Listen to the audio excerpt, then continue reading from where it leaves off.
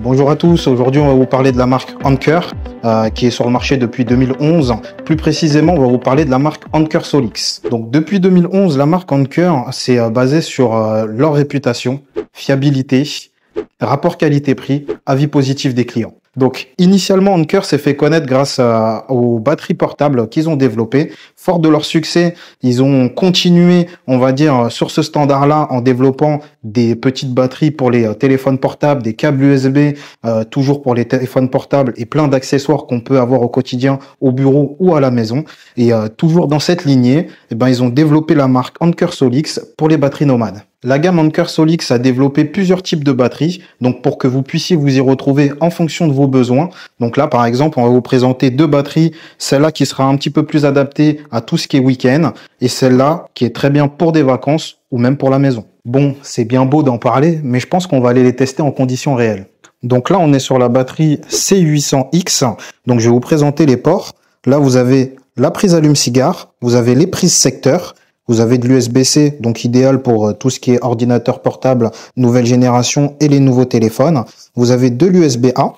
Vous avez un petit accessoire en plus, c'est que, comme je vous le disais un petit peu plus tôt, quand vous êtes dans la nature, on vous permet d'avoir une petite lampe directement sur la batterie et de gérer l'intensité.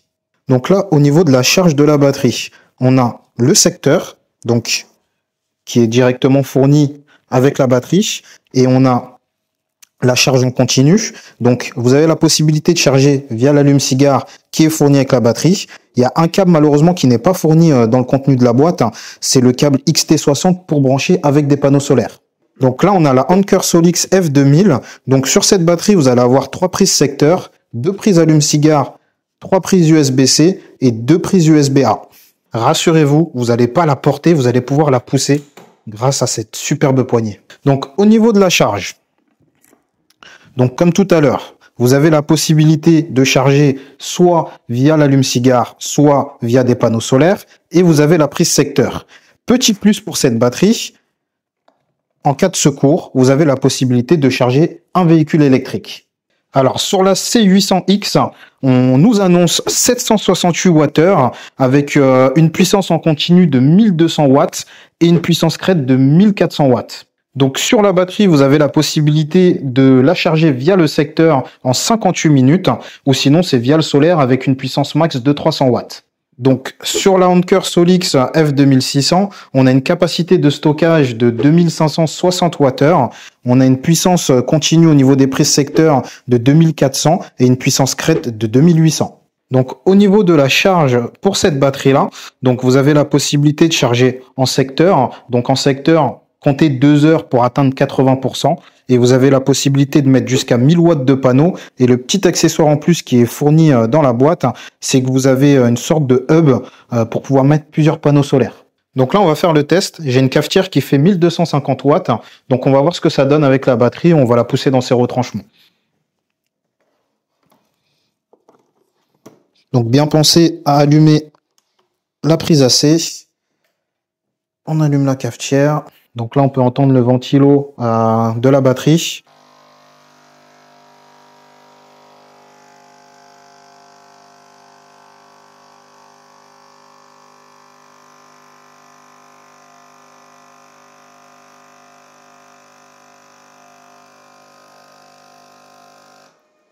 Alors, le test des 1002, c'est OK. Pas de problème avec la batterie. Là, ce qu'on va faire, c'est qu'on va essayer de la pousser dans ses retranchements pour voir jusqu'où elle va pouvoir aller et pouvoir se mettre en sécurité. Donc, on va faire le test avec un petit chauffage qui consomme beaucoup. Donc, on va voir ce que ça donne.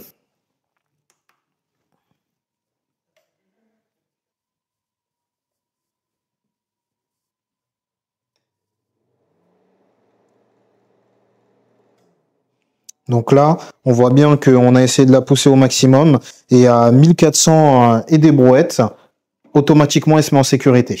Donc on a testé les branchements sur le secteur. Là maintenant, on a sorti un panneau solaire Jollywood, donc un panneau qui fait 500 watts. On aura l'occasion de vous en parler dans une prochaine vidéo. Donc là, on est en plein mois d'avril. Il y a un bon ensoleillement, donc on va voir ce que ça donne au niveau de la batterie. Donc là, on est à 395 watts sur la batterie en plein mois d'avril. C'est vraiment pas mal. Donc là, on a voulu faire le test de coupler deux panneaux différents. On a le panneau 500 watts en rigide et on a voulu mettre le panneau 2 fois 100 watts en valise. Pour le coup, ça s'additionne pas. Donc nous, ce qu'on vous conseille de faire, ce serait vraiment d'avoir des panneaux identiques à brancher sur la batterie. Et il faut faire très attention au niveau du courant et de la tension du panneau. Alors, on vous a évité le crash test. On a branché le panneau 500 watts sur la C800X qui est annoncé à 300 watts maximum de panneau. Donc, on a quand même respecté la tension maximum autorisée par le MPPT.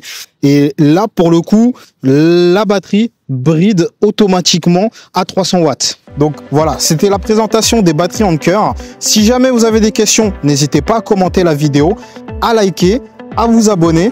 Puis en attendant, je vous souhaite une très bonne journée.